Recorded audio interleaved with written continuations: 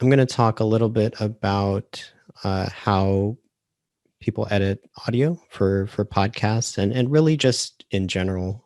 And I think that if anybody's done editing before or works in audio at all, they're probably accustomed to something like this, where you're looking at a waveform. And the tricky thing about working with something like this is you can't really tell what people are saying, right? You just see a bunch of waves, and when you're trying to figure out how you want to assemble an episode for a podcast, or you're making a movie and you want to figure out which parts you want to keep, which parts you don't, it can be really time consuming to figure out what's going on here. And just as an example, something that is pretty common is when people talk, they have a lot of verbal static. They have a lot of ums and ahs and things like that.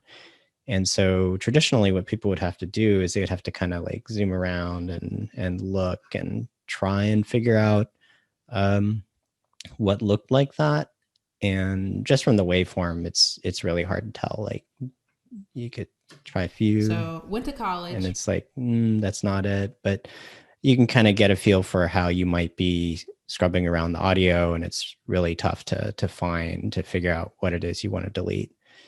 And just recently, I want to say within the last maybe 2 years or so, there's new tools out that make this process a lot easier. One of the ones I'm going to show you today is called Descript, and actually what that does, and I'll show you an example here. They take audio files. So if we look in here, you can see it's the same sort of waveforms, but the difference is they pass it into Google text-to-speech, and they generate a transcript from the audio, and you can actually just look through and figure out what it is you want to remove, what it is you want to keep. We were talking about verbal static earlier, so we can play like right here. I write all my notes down in Bear. And if we want to remove the verbal static here, we can just select it. And wow, my mouse is kind of messed up. So actually what we're seeing here is it's kind of not quite working right now, but we could see like right here is where maybe one of my keys is stuck. That's weird. But yeah, normally I'd be able to highlight and just delete, but it seems like it's kind of messed up on that example. Let's see if we can find another one. But so yeah, right here, you can see it highlighted the we can just delete it right there. Jumping, but it's always as purposeful. And it's like the person never said it. You can't even tell, which is pretty cool. And like another example is there's actually, you're kind of looking at this and you're like, can't I just use find and replace? Like when I use a word processor, things like that. And something they actually let you do is there is a remove filler words option, and it actually just finds all of the filler words in the document. And you can just click either to delete or ignore them. And I'll just do ignore just as an example and apply to all. And actually, maybe what I should do first is I can play it without it and then play it with it. So let's find an example here. I have a question. Yeah, go ahead. Can you just play all of the filler words? Because that would be hilarious. There isn't an option to do that, but just for fun, I did pull out a few that we can see right here. So let's see. Just for fun, yes.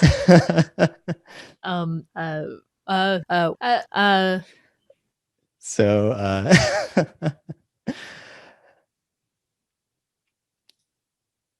that's like, it's really interesting when people talk. I think unless you listen to a recording, you don't really think about that stuff. You don't think about how many times you say or or like things like that. And it's when you're listening to a recording is when you're really hearing, oh, this is how people talk. And it's not unique. I would say the majority of people do this unless they've coached themselves to recognize when they're going to say something like that. So the other thing I'll show you is a lot of times in podcasts when people talk, in the original recording, when people have a conversation, there's can be long gaps because the other person is thinking about what they want to say. Or another thing is that when you use voice over IP with Zoom or Skype or things like that, sometimes there's just a delay in the audio in general. And I'll give you an example here. And a role that will allow me to do that. Yeah, and so you could see like right here, there's looks like a 2.5 second kind of pause there. And typically what I would do during an editing process would just be to shorten that. So instead of having that long gap, you can, it's something I should actually point out is this is an Electron app. And so it might even be in React. So let's see if this explodes again. To do that. So we had the gap and we can just highlight and delete there. And a role that will allow me to do that. Yeah, and so the next thing So that's something I want to point out is that when you listen to people talk on a podcast and it sounds like they're just bouncing back and forth and they know exactly what they're going to say, not always true. It can be that they can talk or sort of ramble on and not really be sure about the answer and then figure out like, oh, this is the point I wanted to make. And a lot of times that stuff is just straight up removed. And I'll show you an example here just when I'm talking here. Yeah, and so the next thing I kind of would like to ask is, you've sort of moved from company to company and your last one was CodePen. When you make the decision to leave. So when I was looking at this part here, I was sort of thinking to myself, this is about maybe, let's see, how long is this? Maybe about 10 seconds of me. I'm talking, but I'm really just thinking about what I want to say next. And so that's an example of a case where you could just highlight that bit and just delete it. And the thing is that because it's audio, it's not video, you can't even tell that happened in a lot of cases.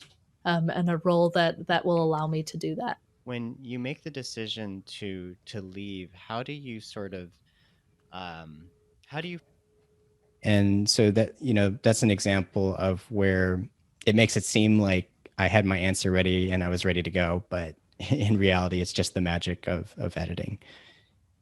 And so I want to also show you in a lot of podcasts, you'll have music and you'll have somebody talking and it all feels like this cohesive thing. But in reality, it's actually from different parts of the conversation. So I'm going to play an example for you here.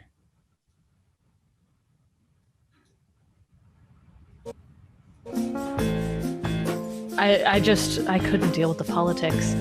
They would say, okay, well, don't talk to this person because that person doesn't like that person. And so if you talk to them, then we might not get this part of the product shipped. I would get messages super late at night at like 1 or 2 in the morning saying, hey, you need to reply to this email so that way the director knows that you exist. You work on this team and this is all you do. It taught me that I shouldn't be going for the big title. I shouldn't be going for the big bucks. I should be going for a life that I want and a role that will allow me to do that. So you've probably heard a lot of podcasts that are structured that way, where somebody is talking, you've got the music playing over. And the thing about that clip, I think it's right here, is if we actually search for where this was being said, it's actually spread throughout the interview somewhat. So you can see that she was talking, Cassidy was talking about sort of the politics aspect here. But then there's a different conversation here or a different section here where she's talking about working with her sister or working on Alexa, things like that. But from listening to the voice clip, you would never necessarily know that that's how the original conversation was flowing. So,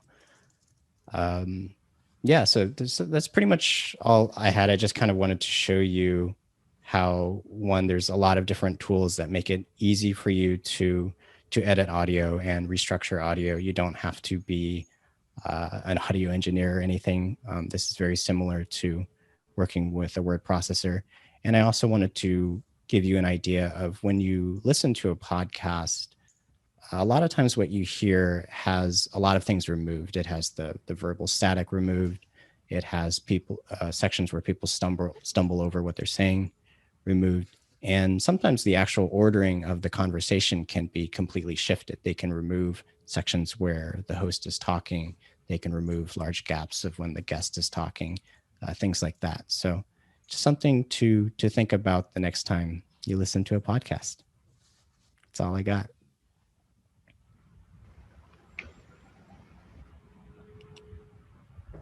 Does anybody have any questions? This is incredible. Oh, I have loads.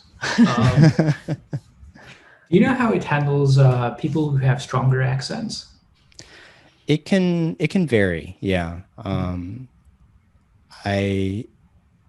It handles it pretty well, but the error rate definitely goes up with certain types of accents.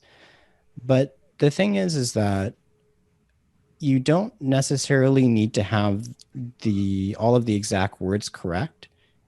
Getting a 80-90% idea of what the person's saying is usually good enough when you're just in the editing process. And the thing is that as you look through the transcript, you can edit it yourself. You can make corrections. So yeah, I would say for the most part, yeah, it's been pretty good. There are some accents where there are a lot of corrections that have to be made, but you can still overall kind of tell what the person was trying to say. Cool. The other question is, obviously in this interview, both of you have really good microphones, and the input speech, I guess, is clean. But what do you do, or like, do you do any pre-processing when someone uses something like a microphone on this, which is going to be a very bad audio quality to start with? So I would say usually if you're using an external mic, like even earbuds, earpods, trying to think of some other examples, like a laptop mic, usually it's still pretty good. I think where you might run into issue is if there's a lot of background noise. And something that I use for that is there's a website called Alphonic.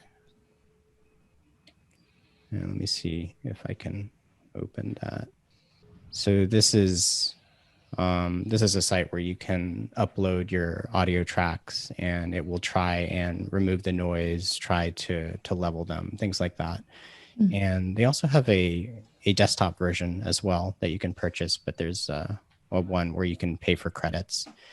And I found that this works pretty well at removing, like if somebody has a fan going or something like that, this can help a lot. There's also other tools. Another example is one called Izotope. I believe it's Izotope RX. Yeah, so this is another tool that has a lot of different noise removal tools and echo removal tools, things like that. But I think for somebody starting out, Alphonic is probably the best option because it's pretty much you upload your files and you click a few buttons.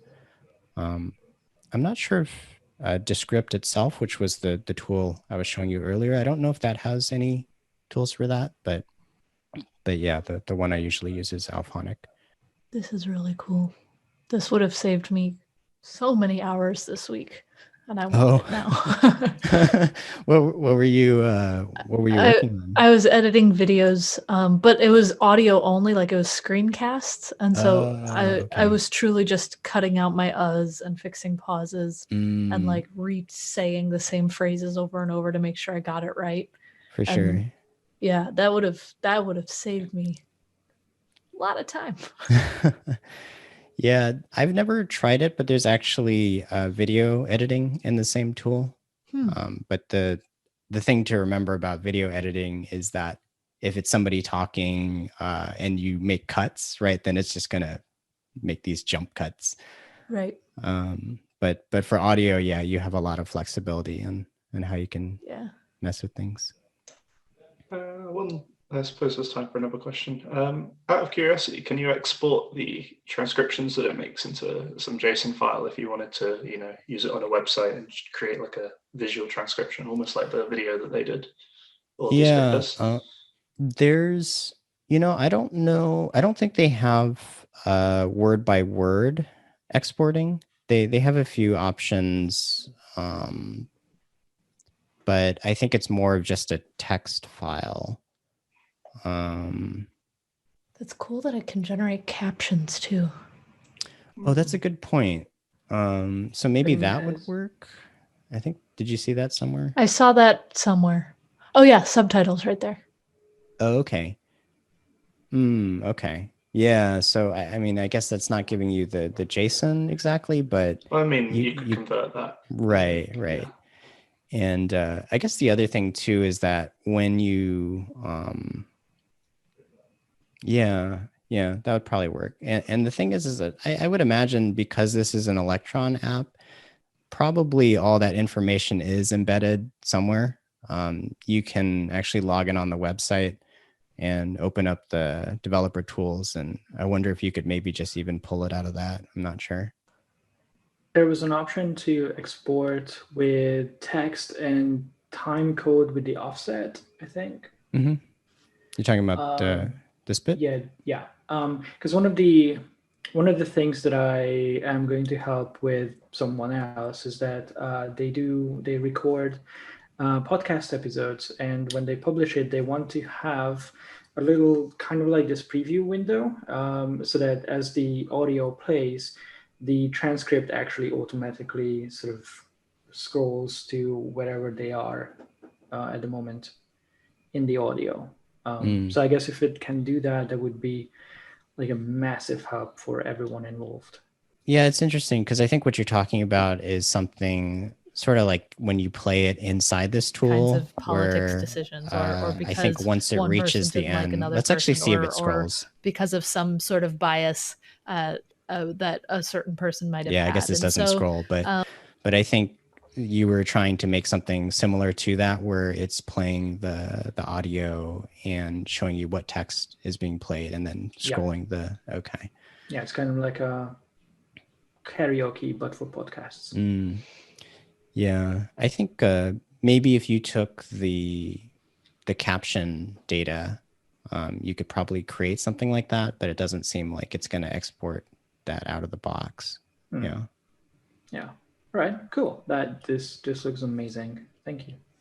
Sure.